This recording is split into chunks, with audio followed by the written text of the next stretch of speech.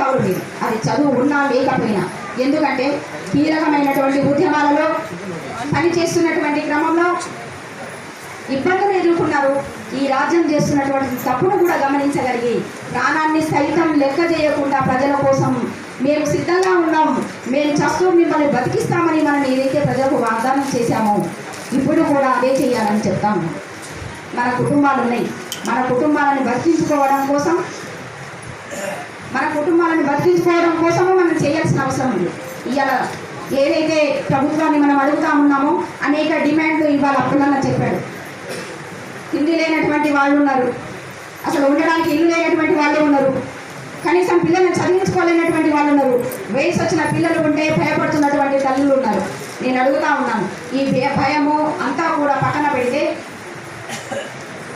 ఈ రాష్ట్రం తెచ్చుకున్నది మనము కేవలము నక్సల్ ఉద్యమాల త్యాగ ఫలితమే ఈ తెలంగాణ రాష్ట్రం. ఈ తెలంగాణ రాష్ట్రం వచ్చిందంటే కేసీఆర్ అనే వ్యక్తి అసలు ఇక్కడ లేనప్పుడు, ఈ పార్టీ లేనప్పుడే ఈ ఉద్యమాలని మొదలుపెట్టాం. ఈ ఉద్యమాలు మొదలుపెట్టినప్పుడు అనేక మంది ఉద్యమకారులను ఎన్కౌంటర్ చేసింది ఇవాళ సీమాంధ్ర ప్రభుత్వం. అవన్నీ కూడా తెలంగాణ గడ్డ విముక్తి కోసం జరిగినటువంటి పోరాటాలే. వీళ్ళంతా కూడా తెలంగాణ సమరయోధులే. ఈ ఉన్నటువంటి ఉద్యమకారులందరూ కూడా దేశద్రోహులు కాదు, ఇంకా ఏది కాదు. ఈ రాజ్యం ఏ పేరు పెట్టినా మేము ఒప్పుకునే ప్రసక్తే లేదు. ఖచ్చితంగా ఇదంతా కూడా తెలంగాణ సమరయోధులుగానే గుర్తించాలి.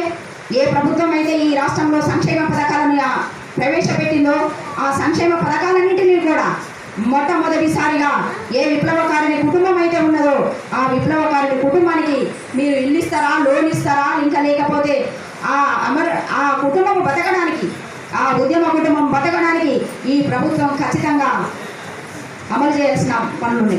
కార్పొరేషన్ పెట్టాలని మేము డిమాండ్ చేస్తాము. కార్పొరేషన్ పెట్టాలి. రెండో అంశం ఏంటంటే ప్రత్యేకమైనటువంటి బడ్జెట్ కేటాయించాలి ఈ ఉద్యమకారులు. ఇవాళ ఉద్యమం అనేది కేసీఆర్ చేస్తే రాలేదు. కేసీఆర్ కుటుంబంలో ఎవరు చనిపోలేదు, కేసీఆర్ అలసిపోలేదు.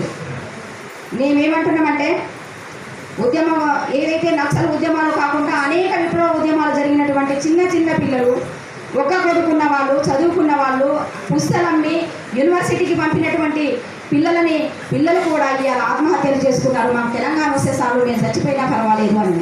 అలాంటి ఉద్యమ కుటుంబాలు ఇవాళ తెలంగాణలో ఉన్నాయి. తెలంగాణలో ఉన్నటువంటి ఈ సందర్భంలో ఉద్యమకారులందరినీ కాపాడుకోవాలంటే ప్రత్యేకమైనటువంటి బడ్జెట్ ఈ రాష్ట్ర ప్రభుత్వం పెట్టాలి.